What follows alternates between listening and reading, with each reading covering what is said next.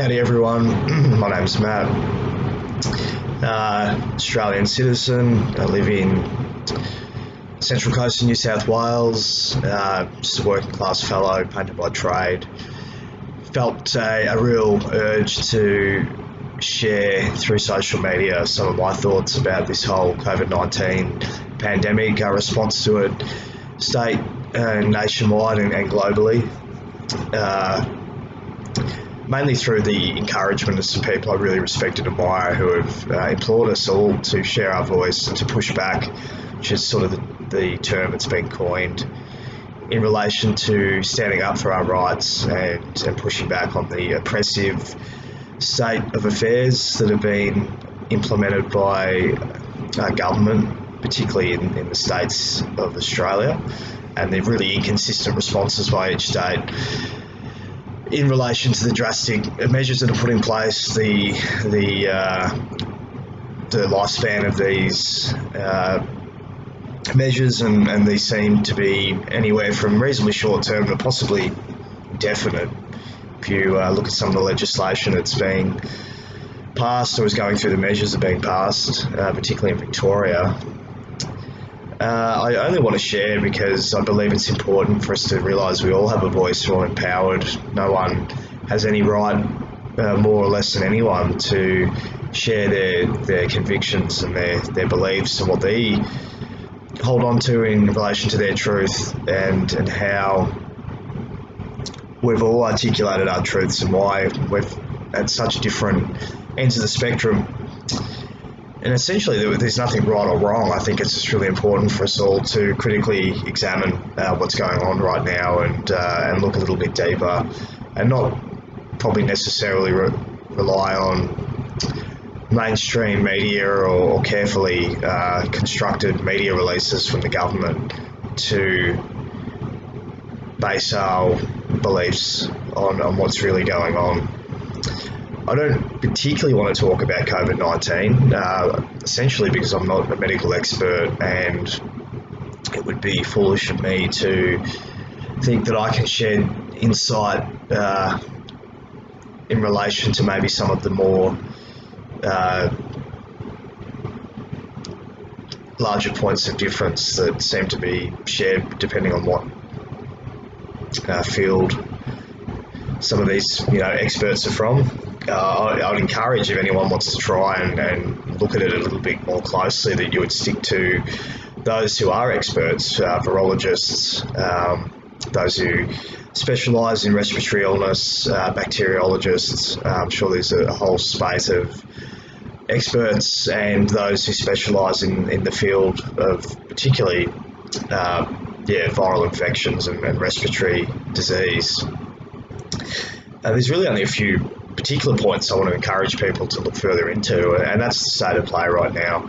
Essentially, that's the economy globally and obviously state and nationwide. The major power players worldwide and what they're doing right now, it's somewhat of a smokescreen, so they're operating somewhat in secrecy, or at least away from the spotlight. I'm talking about, presidents, major experts in government, the really wealthy and powerful people. Bill Gates is probably a classic example, and what their vested interests are, particularly in relation to the vaccine, which is really the most important thing right now, I believe. And you can look at that from both ways, because it may allow us to go back to some of our freedoms and some of our rights and choice of lifestyle, but also because I personally believe it's an incredibly serious issue, and the reasons for that is the nature of the virus, what it would aim to achieve. I'm not talking about immunity to the virus itself, that's quite obvious, but what it would do to allow us to have that immunity.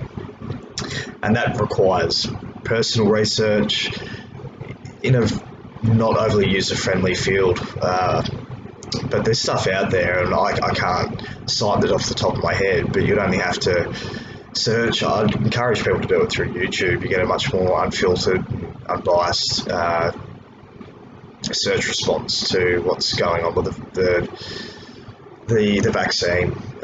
Essentially, my concerns would be what it would do in relation to damaging our genetic makeup and the really serious health consequences to that. But yeah, if you're more inclined to look at this from a faith perspective, if that's religion or just spirituality, I would encourage you to go deeper into those places that give you strength and peace. Whether that's scriptures or just visiting some of your favourite authors or mentors, and empowering yourself through some of those really deep places of spiritual and faith type fortifications are available to us. Love to refer to some really good stuff that's going on with YouTube. A really, really interesting, really intelligent, switched on guy from Queensland, Max Igan, I-G-A-N. He's got stuff out almost every day on YouTube, and for me it's a real source of hope and education. I need to look at it each day when I'm back from work. It's just sort of my ritual at the moment. If you're a little bit more inclined to look at things from a little bit more of an extreme faith type angle, a Christian faith, there's a Irish fellow called Jeremy James, has a really interesting website, zephaniah.eu, and he releases some journals, articles, probably every week. He's got a whole inventory and index of the ones he's been writing over the years. There's probably several hundred of them, date categorised. Encourage you to have a look at that, see what you make of it. Just look and find your own truth. If you've got a gut feeling, generally it's pretty spot on. Go with that. Make some really important decisions about how you want to respond to this financially, particularly too. There's a lot of speculation about what's going to happen to a currency, a monetary system, the fiat currency.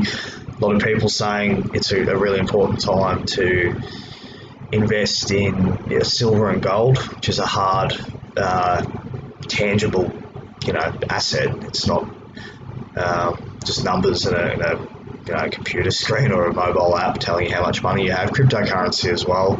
I've delved into that a little bit. I thought that's probably speculative. There's no safety net, and it could be an interesting way of looking to invest your funds, and how available the purchase power of crypto will be is not something I know a lot about. Hence the fact I'm a little tentative to invest too much into it. But silver and gold is something I'll look at investing in a little bit more heavily. And obviously I have my reasons for that. But yeah, look guys, I might continue to share a bit. I just thought it'd be good for you to see like I said, knockabout Aussie tradie. I've always toed the line, always tried to have faith in the powers that be. It's all but diminished for me now, and get out there, share on social media, people. It's a lot harder now to have conversations in a large group format, but you can still do that. I think right now more than ever, social media is a tool that we need to utilise, both as a way of expressing ourselves and also finding some alternative views on what's going on, and I think that's a really important step. So yeah, thanks for listening, and might put a bit up online in the future depending on if people want that or not. Yeah, I'd really appreciate feedback or comments, just to know maybe how I could better cater to people's needs or interests. So yeah, thanks for tuning in, and I might speak to you guys soon. Cheers.